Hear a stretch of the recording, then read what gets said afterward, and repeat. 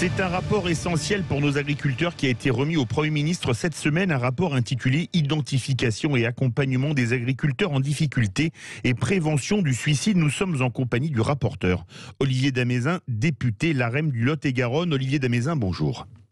Oui, bonjour. Bonjour à tous. Votre rapport parle des 4 R, repos, recul, réseau, rebond. Oui, tout à fait. Donc, c'est un petit clin d'œil que j'ai mis en première page de mon rapport parce que c'est vraiment quelque chose qui est très important quand on arrive à avoir un dialogue avec quelqu'un qui est dans le mal-être comme un agriculteur peut l'être. Il faut trouver les bons mots.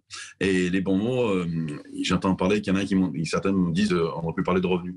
Mais bon, s'il fallait faire une mission de plus de 6 mois pour parler des revenus des agriculteurs, c'était pas la peine parce qu'on connaît tous la situation. Hein. Même un enfant de 10 ans, il la connaît.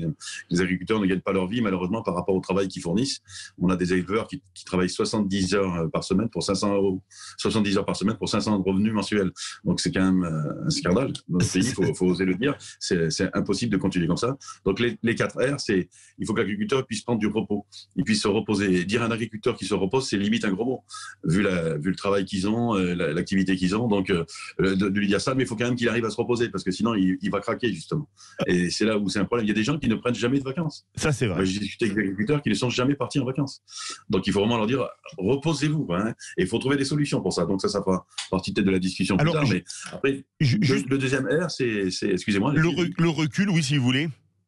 Alors le recul, c'est qu'il faut qu'il reprenne du recul sur son activité, parce que peut-être que justement il est dans une filière agricole, je sais pas, peut-être qu'il est dans un élevage justement et qu'il faut peut-être trouver une solution pour passer à autre chose. Peut-être qu'il faudrait qu'il s'agrandisse, peut-être qu'il faudrait qu'il, au contraire, réduise sa surface. Voyez, chaque cas est différent, donc c'est difficile de donner des exemples précis, mais en tout cas il faut qu'il prenne du recul. Alors on va parler après des recommandations que vous vous faites, si vous voulez, parce qu'il y a 6 recommandations. La première, c'est d'identifier les agriculteurs en difficulté, maintenir le lien et les orienter vers des ressources dédiées.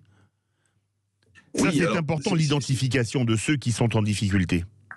Oui, ça revient avec ce que j'ai dit tout à l'heure avec le recul. Oui, ça, il faut identifier, puis il faut surtout arriver à prendre, trouver la personne qui ose parler et qui a envie de parler, parce que bien souvent, quand on est dans cette situation, on se referme sur soi-même, on se met encore plus dans le boulot pour oublier les soucis, et malheureusement, des fois, on se met encore plus dans la difficulté parce que on creuse un trou supplémentaire en ne voyant pas ce qui se passe et en ne voulant pas le voir.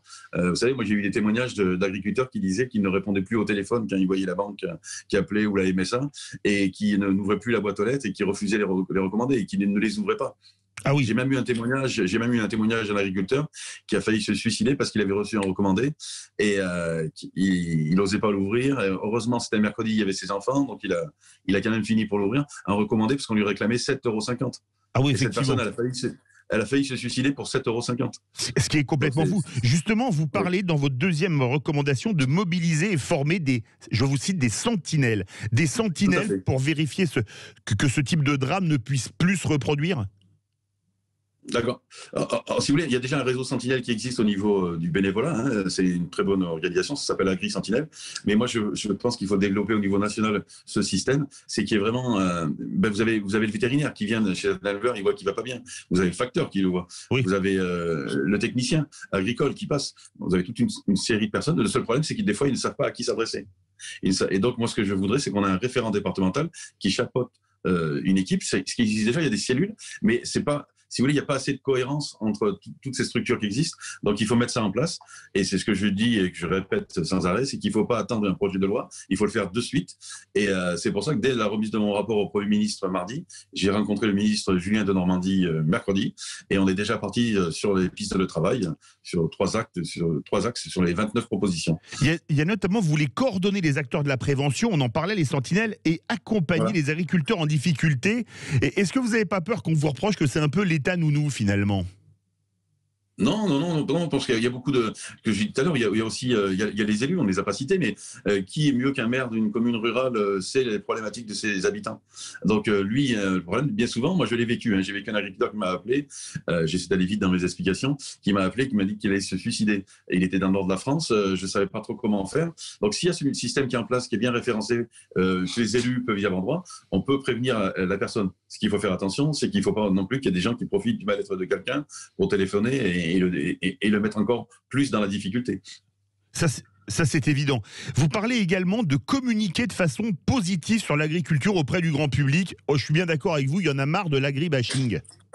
On est bien d'accord. Et on est bien d'accord tous les deux, donc, du coup. Donc, ce qui se passe, c'est qu'en plus, les difficultés financières qui sont la principale raison, on va dire, du mal-être et du suicide, vous avez aussi derrière les problèmes de génération.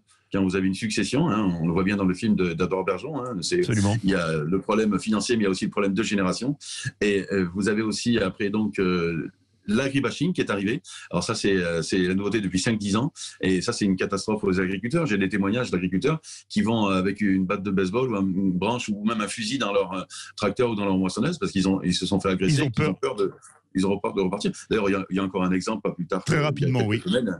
Un agriculteur qui s'est fait tirer dessus alors qu'il travaillait dans son champ. Ce qui est absolument fou. Merci beaucoup Olivier Damézin, député de La République En Marche du Lot-et-Garonne. On suivra l'évolution de ces recommandations parce qu'on aime nos agriculteurs sur Sud Radio. Dans quelques instants, on va se faire du bien avec Carole Serra dans la Minute Zen. Le cerveau ne vieillit pas et elle va nous le démontrer. Restez bien avec nous pour le Grand Matin Week-end.